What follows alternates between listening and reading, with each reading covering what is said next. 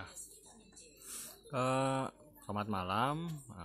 Ini sebenarnya topik hari ini karena saya ngelihat banyak dari kita dalam membuat query itu kadang kita itu nggak lengkap sehingga kita muncul error, kita bingung kenapa kok ini error, kenapa kok nggak ke insert, kenapa kok nggak keluar datanya. Nah, hari ini saat ini yang akan saya bahas itu adalah bagaimana sih cara nulis query yang benar, cara memproses query. Kan kita biasa pakai MySQL ya kan, atau gampangnya MySQLi. Nah, dan kita mau jalanin MySQLi query. Nah, yang saya agak sedih itu sebenarnya lihat kalau penulisan MySQL query-nya itu dia nulis aja MySQL query tapi tidak menggunakan kaidah yang sebenarnya bisa preventif error. Oke, jadi gini ceritanya. Biasanya kalau kita menulis query, menulis sampai ke ini adalah stepnya MySQLi query. Ya, kita belum sampai sini, tapi kita dari sini dulu start ya. Kalau kita ingin membuat jalanin sebuah query, biasanya kita kan sudah memulai dengan melakukan koneksi. Ya, koneksi dilakukan di, misal anggap aja lah di file config. Kalau ini menggunakan framework, sebenarnya ini nggak usah dipikirkan, ini sudah ada gitu. Tapi asumsikan bahwa kita menggunakan native. Di prosesnya sebenarnya awalnya adalah kita mau mulai dari connect dulu. Nah, nextnya itu sebenarnya adalah kita harus melakukan ngecekan nih, apakah koneksi ini bisa dijalankan atau enggak, atau gampangnya error atau enggak. Kalau error, keluarkan pesan.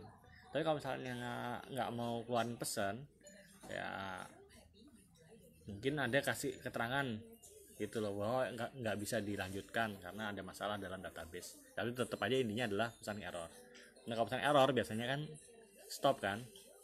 Nah, itu yang dipikirkan juga. Nah, kemudian lanjut langsung kita melakukan query di sini. Di sini kita proses query. Terus dari proses query kita ngecek nih. Nah, ini yang saya lihat kadang kita nggak pernah melakukan namanya proses pengecekan. Maksudnya ngecek apakah yang query kita jalankan itu benar atau enggak. Dalam hal ini kita select nama level gitu. Tapi di tabelnya itu nggak ada namanya level. Nggak ada field namanya level. Nah, itu kan error kan. Nah, itu kita nggak pernah ngecek. Kita cuma jalanin query dengan asumsi bahwa apa yang kita jalankan itu pasti benar. Itu yang kurang bagus. Kita belum yakin untuk benar, tapi kalau kita anggap udah benar. Nah, di sini harus ada namanya pengecekan apa errornya. Dan di sini bisa preventif. Apa sih error yang kita kerjakan? Apa error yang terjadi selama kita proses melakukan query? Gitu. Nah, setelah itu barulah selesai. Selesai di sini adalah keluar datanya, terus insert datanya ke masuk gitu dan lain-lain. Nah, next, ini tolong dipahami bahwa hal yang ini nih harus dimasukkan gitu loh, harus dimasukkan, yang error ini harus dimasukkan. Kalau enggak nanti makin kita sering kita query, kalau untuk awal-awal ya, pemula ya, kita query nggak ada errornya, kita akan banyak bertanya kenapa sih ini error seperti itu, padahal jawabannya itu ada di ini. Tapi kalau ini udah ngeluarin error tapi kita juga bingung, nah itu akan bagus kalau dijelaskan kamu query-nya jalanin apa gitu ya. Nah, setelah kita urusan ini udah oke. Nah, sekarang yang lain adalah masalah insert. Sebenarnya nggak ada masalah sih kalau kita nulis insert yang manual seperti itu, tapi akan capek juga kalau misalnya kita nulis ketika panjang banget, padahal kita bisa singkatin lah. Misalnya singkatin tuh gini, kita mau membuat insert data ya. Nah, kita siapin parameternya apa aja mau dimasukkan gitu.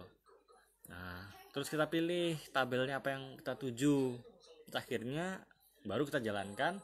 Nah, bukan kita jalankan ya, kita generate dulu nih SQL generate-nya. Insert generate-nya, kita buat generate insert into tabel apa, fieldnya apa aja, value-nya apa aja. Nah, ini di sini. Dengan begini kita jadi sebenarnya gampangnya adalah kita cuma mikirin masalah parameternya aja. Nanti ketika kita jalanin fungsinya, ini fungsi ya. Nah kita udah langsung istilahnya udah siap untuk query.